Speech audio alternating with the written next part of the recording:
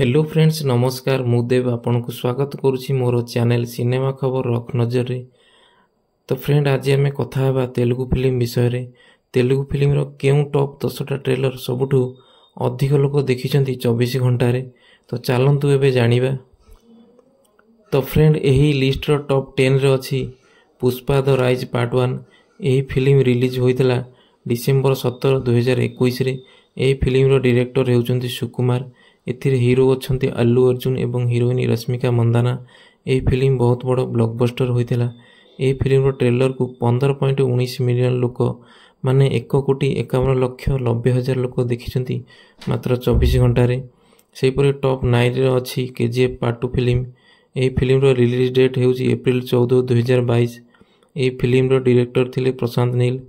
एथिरे मुख्य एक्टर थिले यश एवं संजय दत्त, श्रीनिधि सेठी एवं रवीना टंडन। एही फिल्म बहुत बड़ ब्लॉकबस्टर होइतला।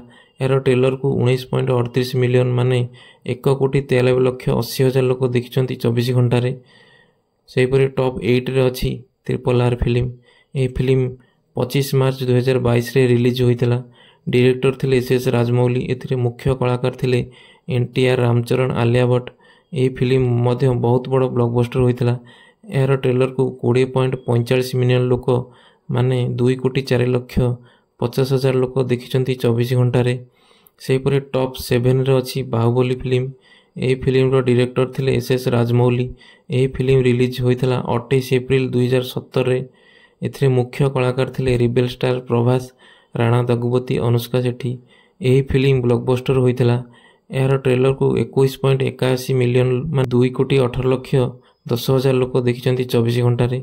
सेहीपरि टॉप 6 रे अछि फिल्म आचार्य। एही फिल्म रिलीज होइतला 29 अप्रैल 2022 रे। डायरेक्टर थिले कोटाला शिवा। एठी मुख्य कलाकार थिले चिरंजीव, रामचरण, पूजा हेगड़े, सोनू सूद। एही फिल्मटी फ्लॉप होइतला। यार ट्रेलर को 21.86 मिलियन माने 2,18,60,000 लोक देखिछंती 24 घंटा रे।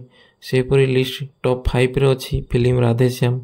एही फिल्म रिलीज होइतला 11 मार्च 2022 रे। फिल्म रो डायरेक्टर थिले राधाकृष्ण कुमार। एथिरे मुख्य कलाकार थिले प्रभास, पूजा हेगड़े, भाग्यश्री। एही फिल्म मध्य फ्लॉप होइतला। यार ट्रेलर को 23.20 मिलियन लोक माने 2,32,00,000 लोक देखिछंती 24 घंटा रे। सेहीपरि टॉप 4 रे अछि सरकारु भारीपाटा फिल्म। एही फिल्म रिलीज डेट हेउची 12 मई 2022। डायरेक्टर थिले परशुराम। एथिरे मुख्य कलाकार थिले महेश बाबू, कीर्ति सुरेश। एही फिल्मटी सुपरहिट होइतला। यार ट्रेलर को 26.27 मिलियन लोक माने 2,62,07,000 लोक देखिछंती 24 घंटा रे। सेहीपरि टॉप 3 रे अछि सालार फिल्म। फिल्मटी रिलीज होइतला 22 डिसेंबर 2023 रे। एही फिल्म रो डायरेक्टर थिले प्रशांत नील। एथिरे मुख्य कलाकार थिले रिबेल स्टार प्रभास, पृथ्वीराज, श्रुति हासन एवं श्रेया। एही फिल्म बहुत बड़ ब्लॉकबस्टर होइतला। 32.58 मिलियन लोक देखिछंती मात्र 24 घंटा रे। सेहीपरि टॉप 2 रे अछि महेश बाबूको फिल्म गुंटूर करम। एही फिल्म रिलीज होइतला 12 जनवरी 2024 रे। यार डायरेक्टर थिले त्रिविक्रम श्रीनिवास। एही फिल्म बहुत बड़ ब्लॉकबस्टर होइतला। एही फिल्म को 36.68 मिलियन लोक देखिछंती 24 घंटा रे।